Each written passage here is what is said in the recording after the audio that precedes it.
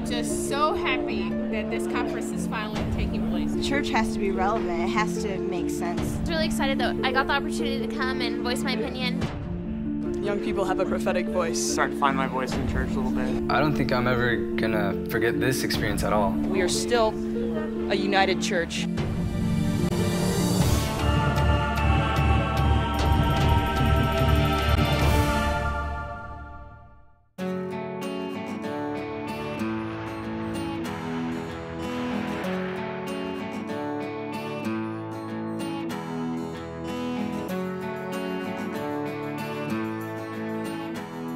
The Global Young People's Convocation is an opportunity to bring together young people from throughout the United Methodist Connection and give them time to get to know each other, celebrate, worship together, and they work together on legislation that can go to our General Conference to help shape the structural part of our church.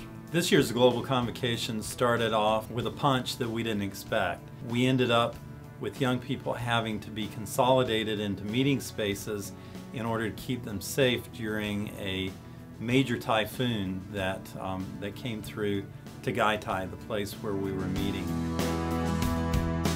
The typhoon came in as our participants were arriving. We had 35 different countries represented by over 300 people. And as you can see, it has thrown off our lodging and meeting plan. We've had gusts of wind to between 150 and 180 miles an hour. And you can probably hear some noise, and we're coming up on some of the dangling building materials from the top floor.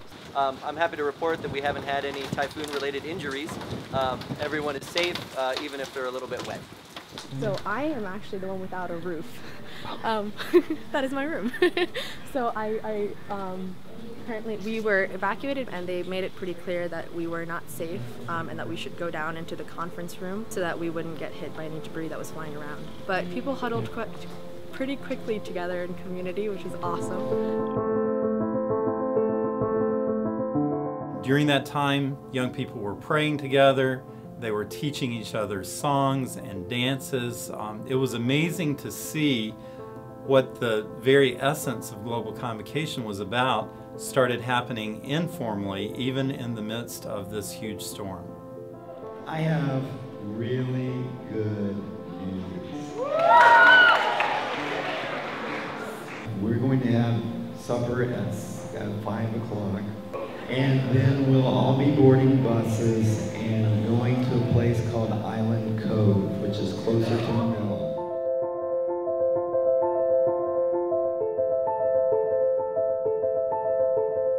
I think this event is important on several levels. One of them is especially in regard to the involvement of young people in the life of the United Methodist Church. But I think it's also important that we're developing leaders for the future in the way that it makes a difference in the world, because if we don't, we'll be in the same place with another group of people that said, when I was a teenager or a young adult, I was involved in things, but things haven't changed much. Wonder where the young people are. If we want to be a church that is growing younger and reaching more people, especially young people, we need to pay attention to the thinking of young people. I'm here because I want to see how God has impacted people across the globe as well as across the aisle in various issues, and I want to be able to form relationships with people that I will be helping to lead the church with in the next few years. I've already gotten very many new friends, and I'm having a good time talking about how things work in the United States, how things work in Africa, how things work in the Philippines and in Russia. It opens my mind to reason from out of the box. In that way, I feel I'm growing in spirit, in mind, and in body. Often in the past, the ideas of young people would be greatly filtered. There would only be a handful of young people on boards and agencies, and it would be difficult for their points of view to come forward without being drastically changed by what the adults, older adults in the group felt were important. The young people are learning a legislative process, and so they are introducing legislation through our process in United Methodist Church that helps then change the church. It's my hope, though, that as they're working on changing the church, that what they're ultimately going to do is change the world.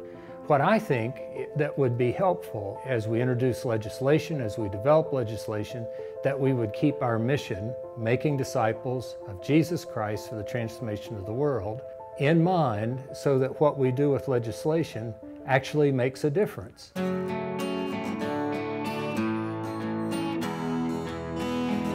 I'm from the central U.S.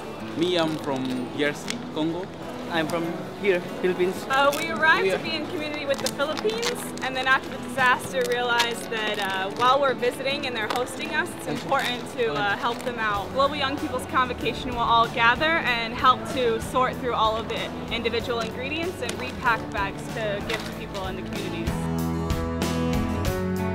This is a gathering of leaders, and it's not an accident that they have encountered one of the strongest storms so far in the Philippines. You see, a leader rises up when there is crisis. And through that experience, I believe we can tell what kind of young generation, young leaders do we have. Everything that was on the schedule we did. We even added a lunchtime conversation to process what happened during the typhoon, so young people had the opportunity at least to talk about some questions that helped them express what they were feeling and what they were thinking.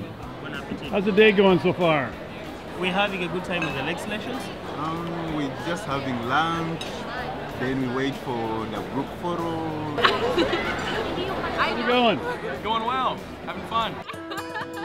My guess is somewhere down the road, someday, somebody's going to say, I had an experience of God when I was in the Philippines in the midst of a typhoon, and my life changed, and they are a part of a ministry that's transforming the world. I'm convinced of that.